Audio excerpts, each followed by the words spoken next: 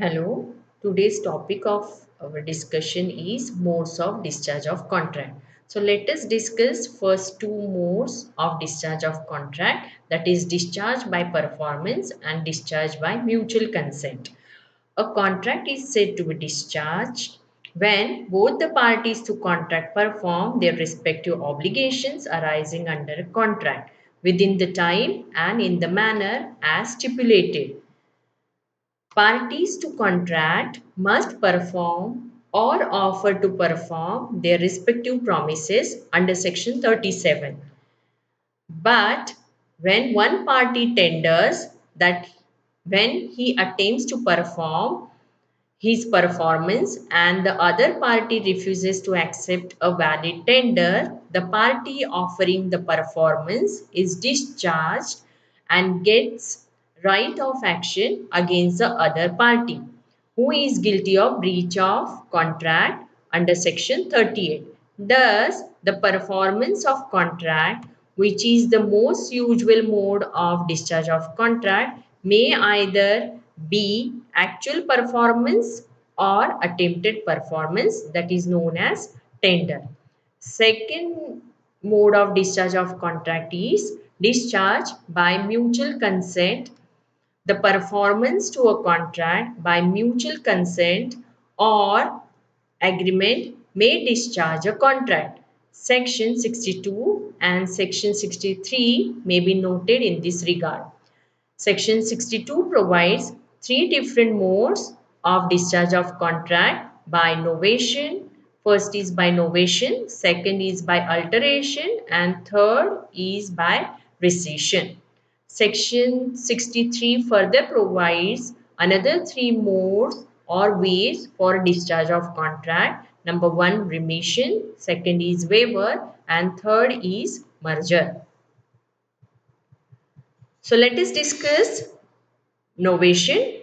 Novation takes place when either a new contract is substituted or replaced for an existing contract, either between the same parties or between the new parties or between the different parties. It means the wiping out of the original contract as well as creating of a new valid contract. Novation takes place when the parties to a contract are changed by mutual consent. Thus, in novation, there must be immediate or present substitution of another contract. Novation may occur in two ways. Number one, new party is substituted for the old one. That is a novation involving a change of parties. The first illustration to section 62 is a case of novation by the change of parties. For example, A owes money to B under a contract. It is agreed between A, B and C that B shall henceforth accept C as his debtor instead of A. The old debt of A to B is at 8 and a new debt from C to B has been contracted. Second example, second point, the party may substitute new contract for the old one. A novation involving the substitution of new contract in place of old. For example, A indebted B rupees 10,000. A enters into an agreement with B and gives B a mortgage of A's estate for rupees 5,000 in place of the debt of rupees 10,000. So this is a new contract which extinguishes the old contract, that is which extinguishes the old one. Second mode of discharge of contract as per section 62 is alteration.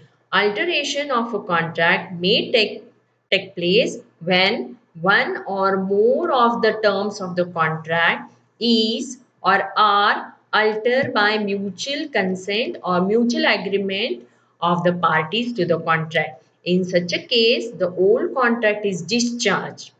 In alteration, there is change in the terms of the contract, but no change of the parties to it. In novation, there may be change of parties. For example, A enters into contract with B for supply of stipulated quantity of timber at the stipulated time at, and at a place given and at a given place. A and B mutually agree upon any change in the above term. So here uh, parties may change time or they may change place of delivery of goods. So here there may be any change of the terms of the contract, that is known as alteration. Third one is rescission. Rescission means cancellation of all or some of the terms of the contract. Total rescission is the discharge of the entire contract. Rescission may be expressed or may be inferred, that is, it may be implied, it may be inferred from the circumstances of the conduct of the parties to contract. Rescission of contract may offer in any one of the following manners. May occur, sorry, here it should be occur.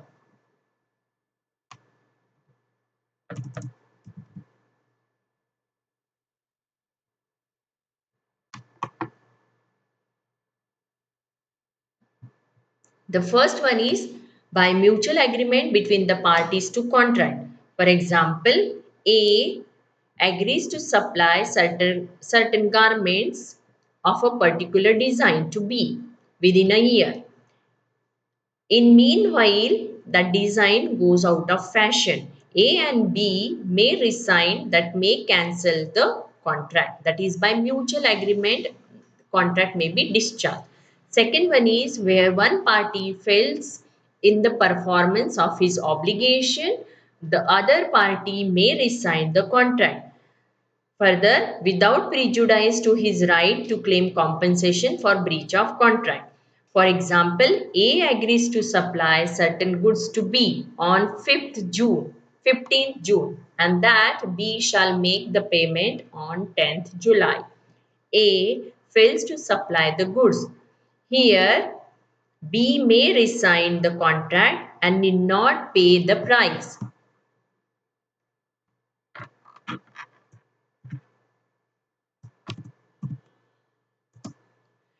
A person breaking a contract cannot resign the contract. Third, when where a person at whose option a contract is voidable resigns the contract. Example, A A induces B to enter into a contract under undue influence. In this case, the contract is voidable at the option of B. He may resign the contract. Number 4, remission. So, here remission may provide under section 63 of the Act. So, there are further 3 different modes of discharge of contract by mutual agreement. The fourth one is remission. Remission means acceptance of lesser amount than what was contracted for in the discharge of the whole of the debt, where the promisee before the time of performance arrives chooses to dispense with the performance. Such dispensation will be enough to discharge the promisor. For example, a indebted B, that is A owes B rupees 5,000. A pays to B and B accepts in satisfaction of the whole debt rupees 2,000. So instead of accepting 5,000, he accepts rupees 2000 means here he accepts lesser amount than what is contracted for, and the amount was 5000, but here he is accepting only rupees 2000, so paid at the time and place at which rupees 5000 were payable, so the whole debt is discharged. Another example, A owes B under a contract a sum of money, the amount of which has not been ascertained. म्हणजे निश्चित केलेली नसेल जर amount, A without asserting the amount gives to B, and B in satisfaction thereof accepts the sum of rupees 2000. So this is a discharge of the whole debt, whatever may be its real amount. Number 5, waiver. Waiver implies an individual surrendering a few or the majority of their legitimate rights under an agreement. A waiver signifies surrendering the rights. Means if a person he waives or surrender his right, that is known as waiver. Waiver means abandoning the rights according to section 63. When a party to contract abandons or waives his rights, the contract is discharged. For example, A promises to paint a picture for B. B afterwards forbid him to do so. A is no longer bound to perform the contract.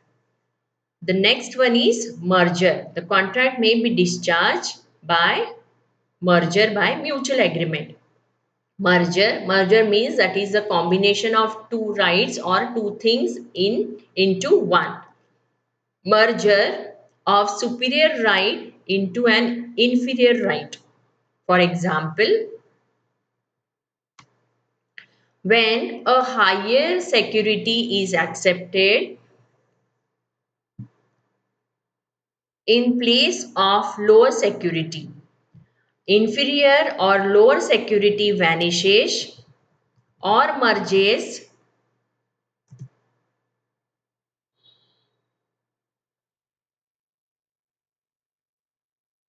into higher security. For example, an ordinary debt is merged into a mortgage. High mortgage means higher security. The right of lessee is changed into a right of ownership.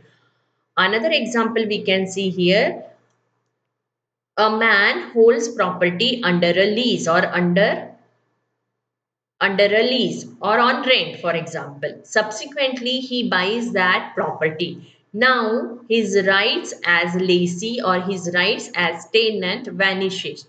And here they are merged into the right of ownership which he has now acquired. So here the inferior right merges into superior rights, and that is known as merger. So with this I have completed discharge of contract by mutual consent or by mutual agreement. So in the next video, we are going to discuss the other modes of discharge of contract, that is by subsequent impossibility, by lapse of time, by operation of law, and by breach of contract. Thank you.